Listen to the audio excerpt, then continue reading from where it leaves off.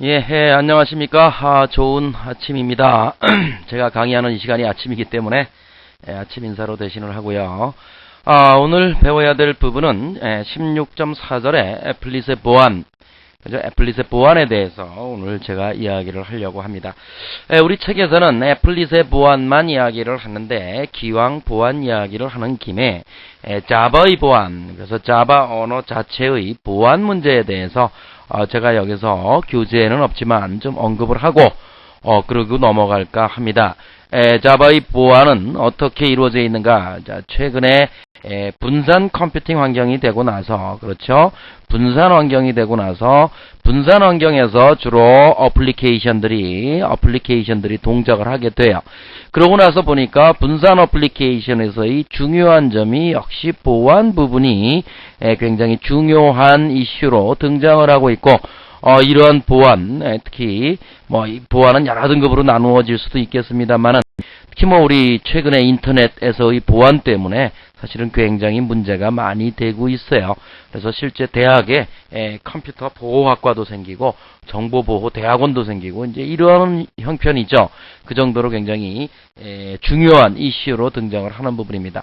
자, 그러면 자바 언어에서의 보안은 어떠한 측면에서 우리가 바라볼 수 있겠는가 하는 것을 우리는 살펴보아야 되겠습니다. 그래서 자바의 보안을 세 개의 계층으로 나누어서 한번 살펴보도록 하자. 세 개의 계층으로 나누어서 그 하나하나를 살펴보도록 하자.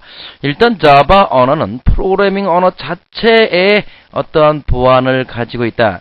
프로그래밍 언어 자체의 퓨처가 언어 자체의 사양이 다른 언어에 비해서 보안과 연관되어서 강력한 보안을 제공할 수 있는 이러한 퓨처를 프로그래밍 언어 자체가 가지고 있다. 이러한 계층에서의 보안을 봐야 되겠고, 두 번째로는 자바 언어를 컴파일하고 자바 프로그램을, 즉 클래스 파일을 실행하는 자바 컴파일러와 런타임 시스템에서의 보안, 그죠? 여기에서도 보안도 자바는 굉장히 신경을 많이 쓰고 있다 한다는 것을 우리는 알면 되겠고, 마지막으로 또 Security Manager라고 하는 클래스가 있어서 이 클래스가 이제 주로 우리가 할 수 있는, 우리가 애플릿이 많이 수행되는 웹 검색기에서 주로 채택을 하고 있는 방법인데요.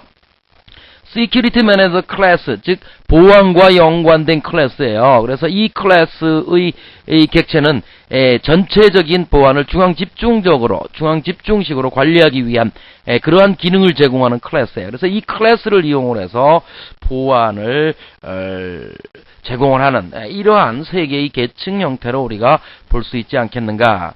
그래서 그 각각을 한번 살펴볼까 합니다. 그래서 자바 프로그래밍 언어 자체 보안이 있다 그랬는데 그것이 어떤 요소가 바로 보안을 제공을 해주는 요소이냐 하는 것을 보도록 하죠. 자, 첫 번째로 한번 본다면 모든 기본 자료형이 플랫폼에 독립적으로 설계되어 있습니다. 자바 언어는, 그죠? 예를 들어서 우리 자바의 기본 자료형 중에 인테자는 항상 32bit이에요. 그러면 다른 언어는 틀리느냐? 틀려요. 그죠? 기존의 언어들은 컴퓨터의 하드웨어의 구성에 따라서 인테자가, 그 컴퓨터가, 우리 옛날에 그런 얘기 많이 했죠. 16비트 컴퓨터다, 32비트 컴퓨터다, 이런 이야기를 했는데, 이때 이 의미는 하나의 컴퓨터에서 쓰는 하나의 워드가 죄송합니다. 하나의 워드가 16비트냐 32비트냐를 의미하는 의미였어요. 그렇기 때문에 그런 컴퓨터에서는 인테자가 어떤 컴퓨터에서는 16비트로 표현되고 어떤 컴퓨터에서는 32비트로 표현이 돼요. 그러니까 프로그램에서 인테자하고 썼지만 그 프로그램이 어떠한 컴퓨터에서 실행되느냐에 따라서 인테자가 나타낼 수 있는 범위가 틀릴 수 있다는 거죠. 그렇죠? 그런데 자바 언어는 어디서 수행됩니까? 일반적인 프로그래밍 언어는 그 기계에 맞는 기계어로 바뀐 다음에 그 기계에서 수행이 되지만 자바 언어는 어디서 수행돼요? 자바 언어는 클래스라고 하는 파일, 이게 무슨 컴퓨터의 기계어예요? 자바 버추얼 머신의 기계어가 바로 클래스라고 하는 바이트 코드예요. 그죠? 사실은 바이트 코드는 자바 버추얼 머신의 기계어라고요. 이놈이 수행을 하기 때문에, 이 자바 버추얼 머신상에서 수행하기 때문에 실제 하드웨어가, 베어 머신이 이 하드웨어가 무엇이든지 간에 자바 버추얼 머신이 그것을 32비트로 조작을 한다는 얘기죠. 이 컴퓨터가 64비트 머신이건 32비트 머신이건 상관없다는 얘기죠. 무조건 인테자. 이런 면에서 자바 언어는 굉장히 보안이 강하다. 이렇게 이야기할 수 있죠. 그러니까 잘못 수행될 가능성이 적으니까 그게 바로 보안성이 높은 것이다. 그 다음에 자바 언어는 단순하다 그랬고 자바 언어는 포인터가 없다 그랬어요. 포인터가. 자, 이걸 설명하기 위해서 또 슬라이드를 좀 깨끗하게 만든 다음에 객체에 대한 자바 언어는 포인터가 없다 이게 포인터가. 그죠? 실제 포인터가 없죠. 그렇지만 내부적으로 볼 때 우리가 어떤 객체 클래스 A, B, C 타입의 객체 AA 해놓고 new ABC라고 하는 클래스로부터 객체를 생성해라. 이러한 명령을 준다면 실제 메모리에는 어떻게 구성이 돼요? AA라고 하는 객체 참조 변수의 위치에는 실제 ABC 클래스로부터 객체가 뿅 생성이 돼서 그놈이 어딘가에 메모리 어딘가에 저장이 되겠죠. 요놈이 그 객체라면 이게 ABC에 해당되는 클래스로부터 생성된 객체라면 이 객체가 메모리 특정 번지에 있으면 요놈을 가리키게 돼요. 예를 들어서 1400번지라면 여기엔 1400이라고 하는 뭐가 들어가 있다? 포인터가 들어가 있다는 거죠. 그러면 실제 내부적으로는 포인터를 쓰는 거죠. 그렇지만 우리가 프로그램상에서는 C 언어 같은 경우는 포인터를 직접 조작할 수 있죠. 포인터 값을 넘겨줄 수 있죠. 그렇지만 자바 언어에서는 객체에 대한 포인터는 당연히 자바 버추얼 머신이 사용을 하고 있지만 우리 사용자 입장에서 그러한 포인터를 조작한다는 것은 불가능해요. 그죠? 불가능해요. 이러기 때문에 안전하다는 거죠. 그죠? 보안성이 강하다라는 것입니다. 실제 이것에 대한 포인터의 운영은 누가 알아서 해? 자바 버추얼 머신 네가 알아서 한다. 우리는 그냥 객체 참조 변수를 사용해서 쓰기만 하면 될 것이다. 그렇죠? 자, 그 다음에 또 보안을 제공해주는 요소로서 자바 언어는 배열 경계 검사를 수행합니다. 배열이 바운더리를 검사한다는 얘기예요. 자, 배열이라고 한다는 것은 결국엔 뭐겠어요?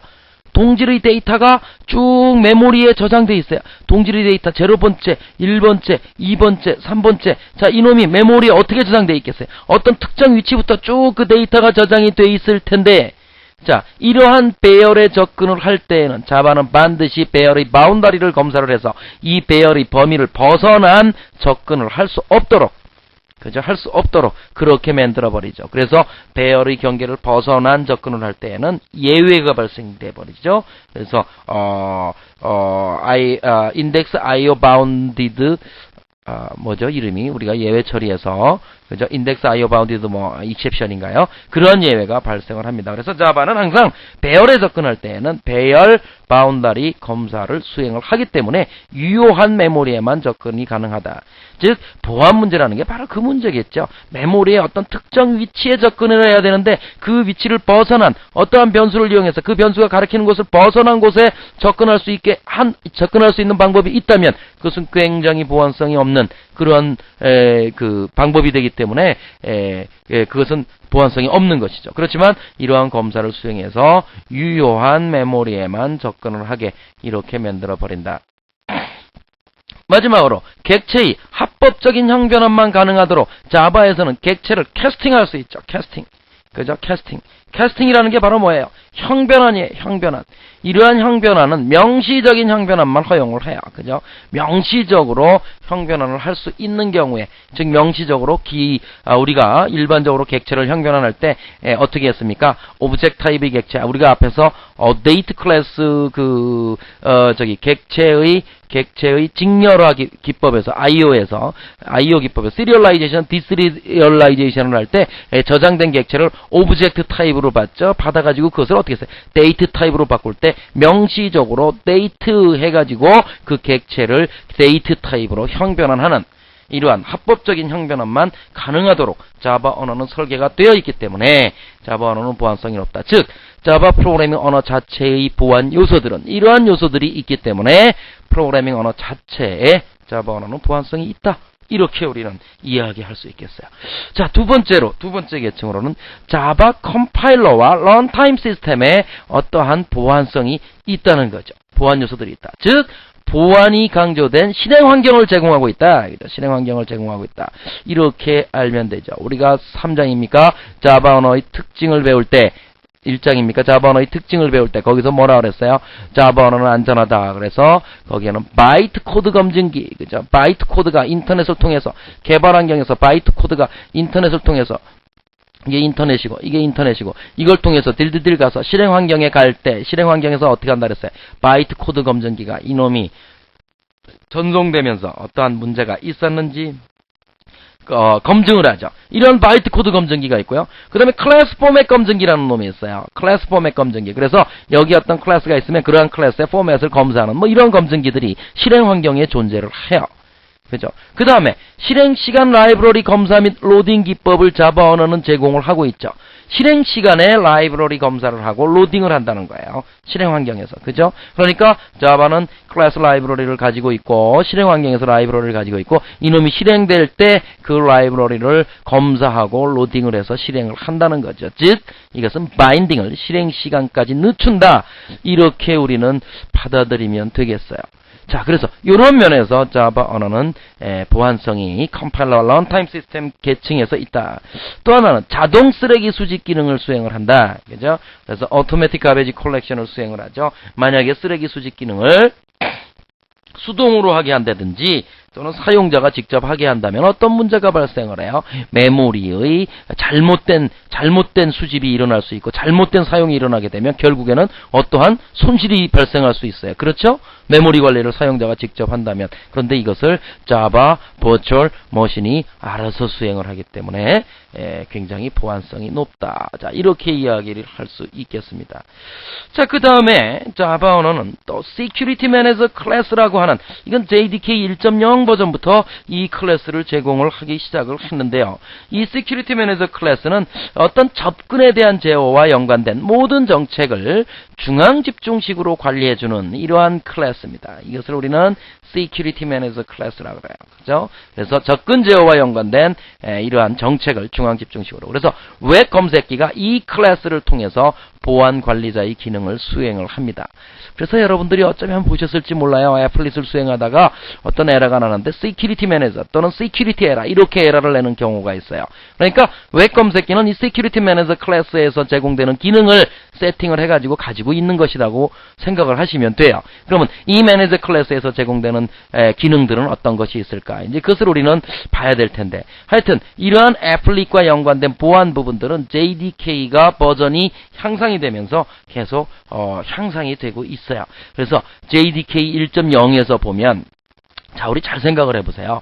자, 클라이언트 서버의 환경에서 애플릿 프로그램이 어떻게 동작을 한다라고 생각을 하냐면 클라이언트가 있고 여기에 서버가 있어요. 자, 서버 컴퓨터가 있고 클라이언트 컴퓨터가 있고 여기에 뭐가 있어야 수행할 수 있어요? 검색기가 있어야 수행할 수 있죠. 자, 서버에는 뭐가 있어요? 하드디스크에. 여기에는 .class 파일이라고 하는 뭐가 있어요? 바이트 코드가 있는 거예요. 그죠? 바이트 코드가 여기에 있는 거예요. 자, 그러면 결국에는 클라이언트가 어떠한 HTML을 요청해서 HTML을 다운로드 받아서 보니까 거기에 뭐가 있어? 애플릿이라고 하는 코드가 있는 거죠. 그죠? 애플릿하고 여기에 코드하고 클래스 이름이 지정되어 있어요. 그러니까 클라이언트는 어떻게? 다시 거기에 가서 그 클래스 파일을 가져와서 수행을 합니다. 어디서 수행돼요? 여기서 갖고 오는 게 무슨 파일이야? 갖고 오는 게 바이트 코드예요. 그죠? 그걸 누가 수행을 해? 이 검색기에 있는 자바 버추얼 머신이죠, 사실은. 그죠? 검색기에 있는 애플릿만 수행할 수 있는 자바 버추얼 머신이라고 보면 돼요. 검색기에 있는. 그죠? 자바 인터프리터죠. 그러니까 쉽게 이야기하면. 그러면 이건 프로그램이죠. 그러니까 클래스 파일이 나왔으니까 이 클래스 파일이 실행이 어디서 돼? 클라이언트에서 돼. 이 클라이언트 컴퓨터는 하드디스크도 가지고 있고 뭐 여러 가지 입출력 장치를 가지고 있어요. 즉 valuable resource를 가지고 있다. 어떤 자원들을 가지고 있어요. 여기에 접근을 하게 할 거냐? 일반적으로 내가 자바 어플리케이션 프로그램 같은 경우는 어플리케이션 프로그램은 여기서 실행되면 그 하드디스크에 접근할 수 있는 게 원칙이죠. 그런데 다운로드된 애플릿 프로그램이 하드디스크에 접근을 하게 한다면 어떠한 문제가 발생할까요? 심각한 문제가 발생할 수 있어요. 그죠? 어떤 사람이 애플릿 프로그램은 멋있는 사람의 얼굴을 보여주는 애플릿 프로그램이다. 아주 가머니설로 꼬시는 거죠. 꼬시면 어떻게 돼? 다 다운로드 받아서 실행하려고 그러겠죠. 실행하면 그놈이 하드디스크에 접근해서 하드디스크를 포맷해버려. 그죠? 하드디스크에 있는 어떤 파일을 지워버려. 이거 굉장히 문제가 되죠. 그렇기 때문에 애플릿은 굉장히 제한된 형태의 동작밖에 못해요. 그래서 어떠한 방법을 썼느냐? JDK 1.0에서는 자바 버추얼 머신상에 어떤 샌드박스라고 하는 이러한 완전히 크로징된 에리어를 만들어요. 그죠? 이러한 크로징된 에리어를 만들어 놓고 그냥 자기 자신에서 개발된 어플리케이션 프로그램 같은 경우는 자바 버추얼 머신상에서 바로 수행이 돼가지고 밸류어블 리소스에 바로 접근을 할 수 있는 반면에 이것처럼 애플릿 프로그램 같은 경우 다운로드 받아진 이러한 리모트 코드 같은 경우는 요 샌드박스 내에서만 동작하도록 만들었어요. 이놈이 밖으로 나올 수가 없어요. 그죠? 이것은 허용하지 않겠다는 거죠. 자, 이게 JDK 1.0에서의 모델이었어요. 그러니까 애플릿 프로그램이 뭐야? 굉장히 제한적이죠. 프로그램을 짜는데 재미가 없지요. 자기가 어떤 게임 했으면 게임한 결과를 여기다가 저장할 수도 없고 과정도 저장할 수도 없고 그죠? 이런 문제가 발생을 했어요. 그러니까 불만의 소리가 높아지기 시작을 했어요. 야, 나는 애플릿에 나쁜 짓을 안 할 건데, 애플릿까지 나쁜 짓을 안 할 건데, 이 프로그램이, 애플릿이 그 컴퓨터에 다운되어서 그 컴퓨터의 하드디스크의 데이터만 저장만 하면 되는데, 난 나쁜 짓 안 할 거야. 포맷도 안 하고 파일을 지우지도 않을 거야. 이제 이런 문제가, 이러한 불만들이 많이 쏟아져 나오기 시작을 했어요. 그래서 이제 JDK 1.1로 가서, 이제 어떻게 개선을 했는가 하면, 그놈을 로컬 코드는 뭐 상관이 없죠. 바로 자바 버추얼 머신에서 수행이 되도록 하고, 즉 리모트 코드 지우고 리모트 코드를 두 개로 나눴어요. 어떻게 두 개로 나눴느냐? 사인드 되어 있는 것과 언사인드 되어 있는 것. 즉 리모트 코드를 인증된 애플릿과 인증되지 않은 애플릿으로 이렇게 나누었어요. 그죠? 이렇게 나누어서 인증된 코드는 어플리케이션처럼 자바 버추얼 머신상에서 수행이 되어서 리소스에 하드디스크에 접근할 수 있도록 이렇게 만들었어요. 자, 이렇게 된 것이 바로 뭐예요? 서명된 애플릿은 서명과 함께 이 인증 코드와 함께 자르 파일로 묶여서 제공이 됐었어요. 이게 JDK 1.1에서 제공되는 애플릿 모델이야. 물론 인증되지 않은 것은 여전히 샌드박스 내에서만 홀라당 지가 실행이 되는 거죠. 밖으로 나올 수가 없는 것이요. 이 모델을 사용을 했어요. 근데 이것도 또한 여러 가지 문제가 있습니다. 즉 코드에 서명을 했느냐 안 했느냐 이걸 가지고 판단하기에도 여전히 문제점이 존재를 하기 때문에 조금 더 안정된 방법으로 갈 수 있는 게 뭐겠느냐라고 생각을 해서 JDK 1.1 즉 자바2부터는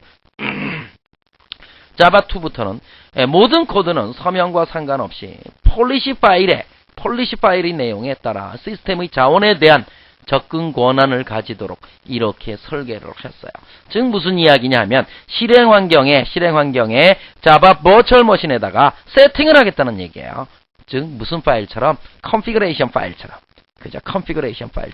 자, 제가 좀 이따가 JDK 1.2의 컨피그레이션 파일을 어떻게 작성하는지를 한번 보여드리도록 할게요. 그래서 정책 파일, 특정한 자원에 대한 접근을 누구에게 허용할 것인지를 지정하는 파일이에요. 그럼 이러한 폴리시 파일에다가 이렇게 지정을 하는 거예요. 어떻게 지정을 했어요? 자, 코드 베이스. 자, 상대방의 URL을 지정을 하고, 그 다음에 인증 코드를 지정을 하고, 그 다음에 이놈이 접근할 수 있는 디렉토리를 지정을 하고, 그것의 권한을 지정을 해요. 그럼 이건 무슨 뜻이에요? 이 사이트로부터 이러한 인증 코드를 가지고 들어오는 애플릿은 요 디렉토리에 리드하고 라이트하는 것을 허용하겠다 이 뜻입니다. 이거를 어디에 지정을 해? 폴리시 파일에다 지정을 해요. 이것도 굉장히 제한적이긴 하죠. 그렇지만 안전하죠. 왜냐하면 클라이언트에 있는 사람이 나는 저 컴퓨터에 상대방 그 사이트에 저 애플릿은 나는 항상 내 하드디스크를 수행할 수 있게 하겠다라는 것을 지정을 한다는 것이죠. 뭐 이외에도 여러 가지를 지정할 수 있겠죠. 자, 이러한 파일을 직접 자바 버추얼 머신상에서 세팅할 수 있게 하겠다는 거죠. 자, 이게 바로 뭐야? 폴리시 파일. 자바2의 애플릿에 대한 보안 모델이에요. 이런 걸 지정하지 않으면 어떻게 되겠어요?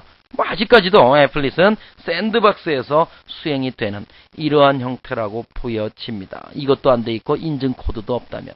그러면 요 다음에 할 이야기는 애플릿에서 보아하는 일반적인 애플릿입니다. 사인도, 즉 인증 코드도 없고 그냥 일반적인 애플릿은 어떻게 되겠느냐. 대부분이 그럴 테니까. 그죠? 그래서 애플릿 프로그램들은 결국에는 네트워크를 통해서 다운로드해서 실행되므로 이런 제한점을 가질 수밖에 없다. 애플릿은 다운로드된 컴퓨터의 지역 프로그래밍. 그죠? 다운로드된, 즉 실행 환경, 클라이언트 프로그램을 클라이언트에 있는 또 다른 프로그램을 실행시킬 수 없다. 당연하죠. 그죠? 애플릿은 다운로드되는 서버가 아닌 다른 컴퓨터와의 통신, 클라이언트가 있고 서버가 있고 서버가 다운로드돼서 애플릿이 그래놓고 이 애플릿 프로그램이 뭐 하는 거냐면 또 다른 컴퓨터와 통신을 하는 프로그램이야. 이거 허용하지 않는다 이거죠. 인원과 통신하는 건 허용을 해. 다운로드된 컴퓨터와 허용하는 거, 이게 유일하게 허용되는 거야. 그렇지만 다른 것은 허용이 되지가 않아요. 애플릿은 다운로드된 컴퓨터의 파일 시스템에, 이 컴퓨터의 파일 시스템에 접근할 수 있느냐. 접근하면 난리 나죠. 큰일 나겠죠. 그 다음에 애플릿은 다운로드된 컴퓨터의 정보를 알 수 없어요. 그죠? 예를 들어서 검색기의 버전이나 운영체제의 이름, 이런 것들은 알 수 있지만 그 외의 정보는 그 외의 정보를 안다면 전송하겠죠, 일로. 그죠? 이런 문제가 발생할 수 있어요. 그래서 자바 버추얼 머신은 애플릿 프로그램이 클라이언트 컴퓨터의 디스크를 읽거나 쓰는 동작을 시도를 하면 바로 검색기가 뭐를 사용하고 있기 때문에 Security Manager 클래스를 사용하고 있기 때문에 관련 예외를 발생을 시켜버려요. 그죠? 자, 그럼 요거를 조금 더 다른 것과 비교를 해서 한번 설명을 해보도록 하죠.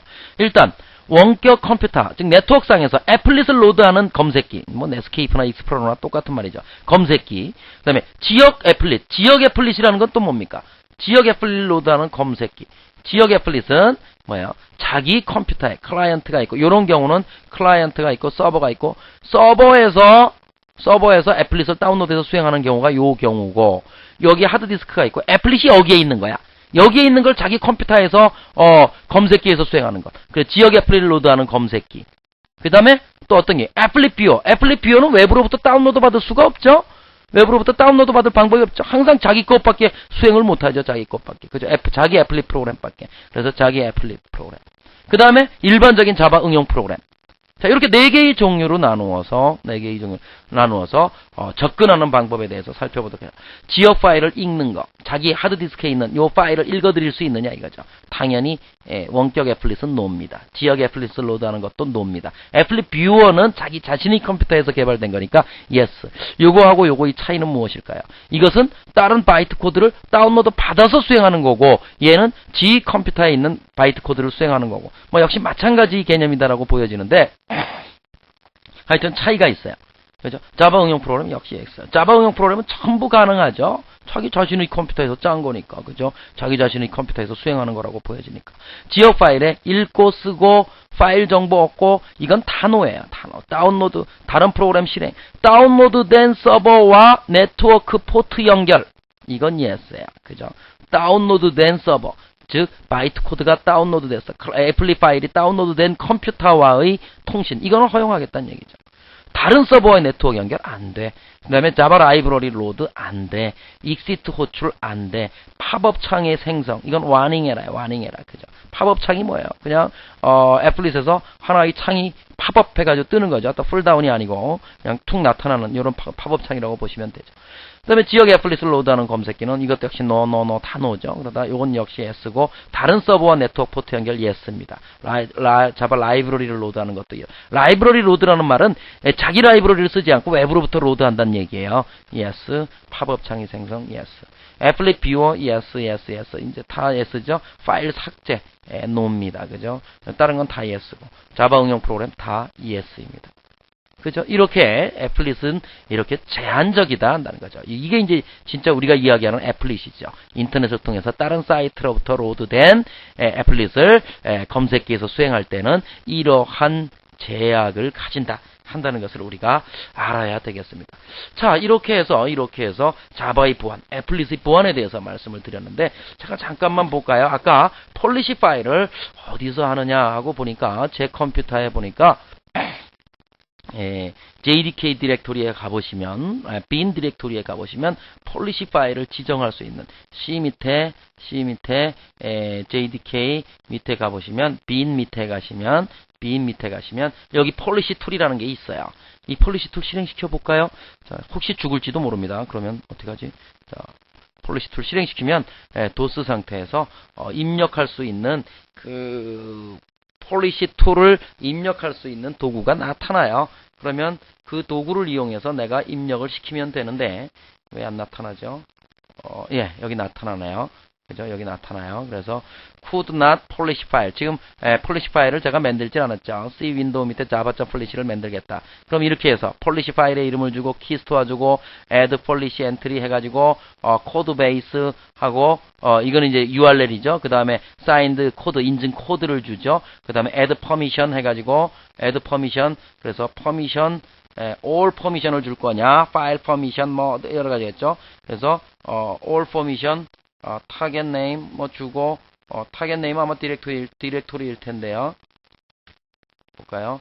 target name 그다음에 action 주고 뭐 이렇게 해서 이렇게 세팅을 하고 edit permission 그죠? 그 다음에 remove permission 뭐 이런 것들을 여기서 요거를 이용해서 폴리시 파일을 만들어라는 거예요. 직접 타이핑해서 만들지 말고 그죠? 자 그렇게 하면 될 것이다. 그죠? 그렇게 하면 될 것이다. 자 요게 바로 폴리시 파일을 지정할 수 있는 이러한 폴리시 툴이라는 게 자바 2 버전부터 이렇게 나와 있어요. 그래서 굉장히 보안이 자바 언어는 이런 것들을 이용해서 보안 문제를 해결하고 있다. 이렇게 하시면 여러분들이 쉽게 이해되실 것 같습니다. 자, 자바의 보안에 대해서 말씀을 드렸고, 이제, 그 다음에, 드디어, 이제, 16.5절부터, 이제, 그래픽에 대해서, 제가 쭉쭉 설명을 좀 이제, 빠른 시간에, 지금 빨리 할 필요가 없다 그랬죠. 천천히 여러분들과 같이 공부를 하도록 하겠습니다. 자, 수고하셨고요. 다음 시간에 뵙도록 하겠습니다. 좋은 하루 되시기 바랍니다. 안녕히 계십시오.